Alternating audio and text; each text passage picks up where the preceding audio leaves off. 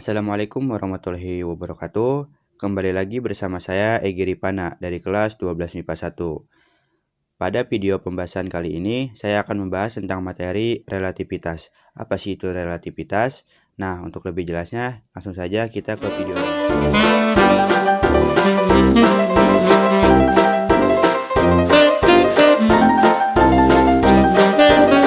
Pertama yaitu teori relativitas. Teori relativitas adalah teori yang membahas mengenai kecepatan dan percepatan yang diukur secara berbeda melalui kerangka acuan. Konsep dasar dari teori relativitas disusun oleh Albert Einstein menjadi dua jenis, yaitu teori relativitas khusus dan teori relativitas umum. 1. Teori relativitas umum.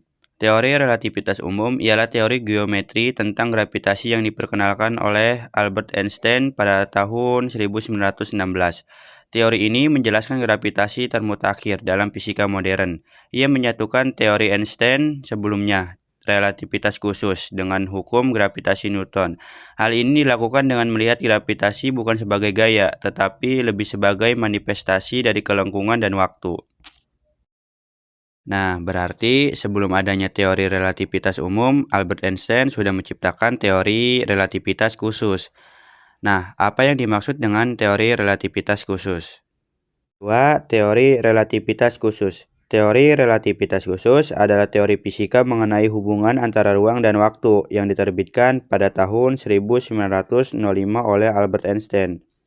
Teori relativitas khusus didasarkan pada dua postulat Einstein, yaitu sebagai berikut. Pertama, hubungan fisika dapat dinyatakan dalam bentuk matematis yang sama, meskipun diamati dari kerangka acuan yang bergerak dengan kecepatan tetap terhadap kerangka acuan yang lain.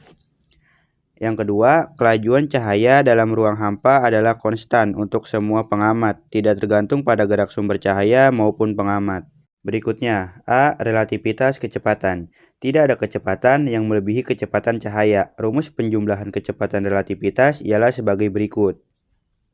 B. Relativitas panjang. Menurut teori ini, jika benda bergerak mendekati kecepatan cahaya, maka panjang benda seolah-olah tampak memendek, kontraksi panjang. Apabila diukur oleh pengamat yang diam terhadap benda tersebut, relativitas panjang bisa dirumuskan sebagai berikut. C. Relativitas massa. Massa yang bergerak akan lebih besar daripada massa benda tersebut saat diam. Rumusnya adalah sebagai berikut.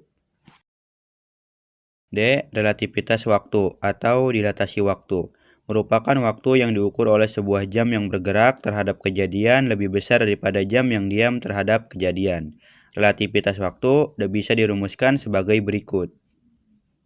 Selanjutnya, E. Kesetaraan massa dan energi. Menurut Einstein, jika terjadi penyusutan massa, maka akan timbul energi. Hal ini menunjukkan adanya kesetaraan massa dan energi. Benda yang diam maupun bergerak memiliki energi. Energi saat benda diam dan saat bergerak atau energi total dapat dirumuskan sebagai berikut. Sementara itu, hubungan antara energi total, energi diam, dan energi kinetik adalah sebagai berikut. Yang terakhir yaitu momentum relativistik. Tiap benda yang bergerak dengan kecepatan memiliki momentum linier yang berbanding lurus dengan massa dan kecepatannya. Momentum suatu benda bergerak dengan kecepatan mendekati kecepatan cahaya akan mengalami perubahan dalam momentum tersebut karena mengalami gejala relativitas. Berikut rumusnya. Selanjutnya yaitu dampak teori relativitas. Dampak yang pertama yaitu kontraksi panjang. Kontraksi panjang merupakan salah satu dampak relativitas Einstein. Fenomena ini ditandai dengan memendekkannya sebuah objek yang diukur oleh pengamat yang sedang bergerak pada kecepatan bukan nol relatif terhadap objek tersebut. Kontraksi panjang dapat dilihat ketika mendekati kecepatan cahaya. Lazimnya, kontraksi ini hanya terlihat pada arah paralel dengan arah di mana benda yang diamati bergerak. Dampak yang kedua yaitu massa relativistik. Massa relativistik merupakan teori yang menyatakan bahwa massa relativistik benda akan bergerak lebih besar dibandingkan massa diamnya. Biasanya, gerakan ini memiliki kecepatan kecil dan tidak dipengaruhi perubahan massa. Sementara itu, perubahan massa akan terlihat ketika kecepatan mendekati kecepatan cahaya. Selanjutnya, dampak yang ketiga yaitu energi relativistik. Energi relativistik menyatakan bahwa ada kesetaraan antara massa dan energi pada benda yang bergerak mendekati kecepatan cahaya. Pada penyinaran zat radioaktif selalu disertai energi yang sangat besar. Energi ini diserap dan berubah menjadi panas. Jika benda diam menerima energi kinetik, massa relatif benda akan bertambah, tetapi jika kehilangan energi, massa benda relatif akan berkurang. Dampak yang keempat yaitu momentum relativistik.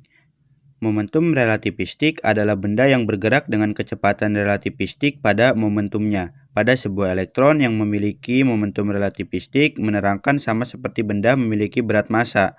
Massa kecepatan juga memiliki momentumnya. Benda ini memiliki kecepatannya dan massa bergerak, sehingga dirumuskan dengan P sama dengan M dikali Pi. Dampak yang terakhir yaitu hukum kekekalan energi relativistik. Jika sebuah benda dalam keadaan diam dan bergerak dengan kelajuan masing-masing, maka pergerakan yang dilakukan benda itu mengacu pada hukum kekekalan energi relativistik, yaitu energi relativistik awal sama dengan energi relativistik akhir. Nah, segitu saja video materi pembahasan tentang teori relativitas. Semoga dapat dimengerti dan bisa dipahami. Sekian dari saya. Wassalamualaikum warahmatullahi wabarakatuh.